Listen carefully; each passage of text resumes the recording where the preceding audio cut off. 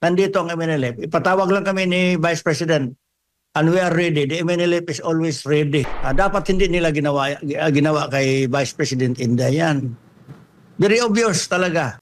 Pamilya niya, mother, mga anak, nandito ang MNLF. Ipatawag lang kami ni Vice President and we are ready. The MNLF is always ready. General Marbel, nawala na yung kuwan niya eh. Nawala na yung trust ng taong bayan sa kanya. So nangyari ngayon. Very obvious ang ginawa na magtanggal ng security para the Vice President will be open to any accident, whatever, vulnerable yan.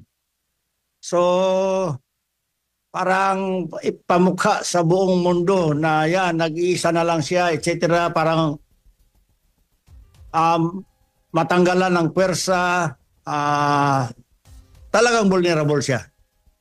So it is a violation yan.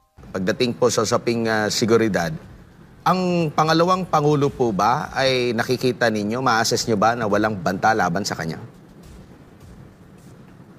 Very obvious. Sa tingin ko lang sa lahat ng nakikinig, Assalamualaikum warahmatullahi ta'ala wabarakatuh. Very obvious ang ginawa na magtanggal ng security para the Vice President will be open to any accident, incident, whatever, vulnerable yan.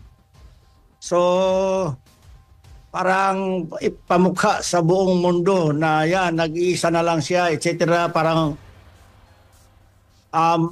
matanggalan ng pwersa, talagang vulnerable siya. So it is a violation yan.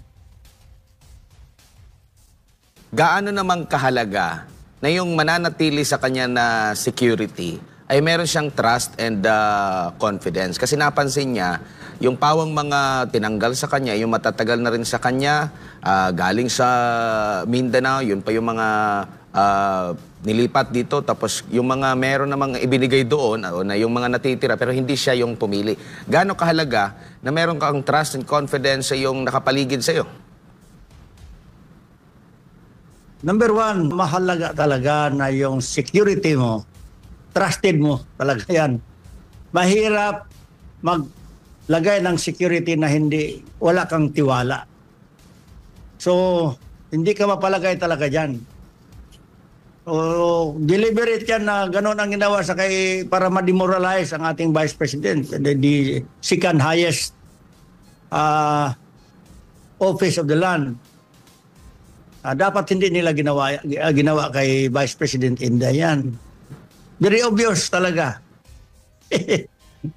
Opo, at si Senador Ronald Bato de la Rosa nag-post po na kumbaga nanawagan sa lahat ng mga nasa o galing ba sa security sector o marunong ng armed combat na willing, no, in bayanihan para sa pagbibigay ng seguridad dito kay Vice President Inday Sara. Sinigundahan naman ito ni Senador Robin Hood Padilla at ni Senador Bongo, at nakita ko rin po sa post ninyo na handa rin kayo na magbigay ng seguridad po sa pangalawang Pangulo. Yes, it is incumbent for us, obligasyon namin. Hindi namin pwede mabayaran ang pag-secure ng mga Duterte sa amir namin, ng aming founding leader, Professor Normis Suari, na nandito sa Davao. Malaki ang utang na loob namin sa kanilang pamilya.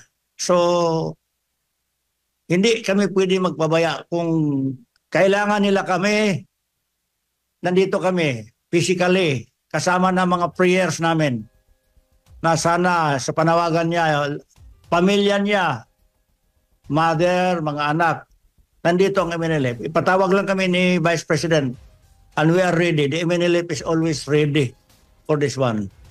Anytime. Opo. Ready kami. Ito ang answer namin sa panawagan ng mga mahal natin ng mga senador, sila Senator Bongo, Senator Bato, at saka si Senator Robin. Here we are, the MNLF. We are ready. Opo. And ano naman po yung masasabi ninyo na ikinukumpara ng si VP Sara kay dating Vice Presidente Leni Robredo, mayroon bang pagkakahalintulad kung i-assess mo kung pagdating sa seguridad, saan ba ang mas nangangailangan ng seguridad dahil sa kanilang mga stand? Alam naman natin, vocal si Pangulong Pangulo Inday Sara Duterte sa paglaban dito sa CPP, NPA, NDF mula pa noong ito ay alkalde at hanggang sa kasalukuyan. Unlike dito naman kay VP Leni, di ko lang alam kung sino po yung talagang meron siyang mga matinding mga pronouncement po. Very dangerous kasi kaya nga nasabi ko vulnerable ang ating mahal na Vice President.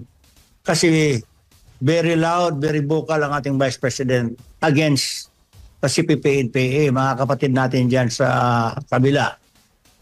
Itong NTFL CAC na issue, strong ang support ng ating mahal na Vice President. Itong NTFL CAC na issue, strong ang support ng ating mahal na Vice President. Kaya siguro deliberate na tinanggalan ng security para ayan na, ambusin nyo na yan.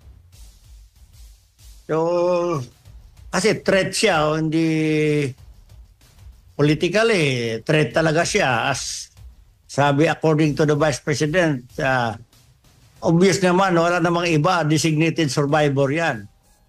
Whether we like it or not, she will be the next president. Kung talagang magkaroon ng patas na eleksyon. Kaya parang desperado na. O wala nang security yan. She is open. So, deliberate yan. Pero nandito naman tayo. O kaya, ito, samantalahin ko na ito. Panawagan, calling all Mindanaoans, especially in Davao City, let's all unite for justice and restore confidence sa ating mga kapulisan, sa police force. Let's all unite and kailangan natin suportahan ang ating mahal na Vice Presidente. At sa hanay naman ng mga kapulisan, kung kailangan ninyo ang support namin, we will support na maayos natin ito sa anumang bagay. Siguro I will rather recommend, marami namang pwedeng maging chief PNP dyan na may alam ng batas, na may background ng law. Dapat the organization of the Philippine National Police maghanap ng magaling, may alam sa batas ang maging chief PNP. Si General Marbel, nawala na yung kuwan niya eh. Nawala na yung trust ng taong bayan sa kanya sa nangyari ngayon.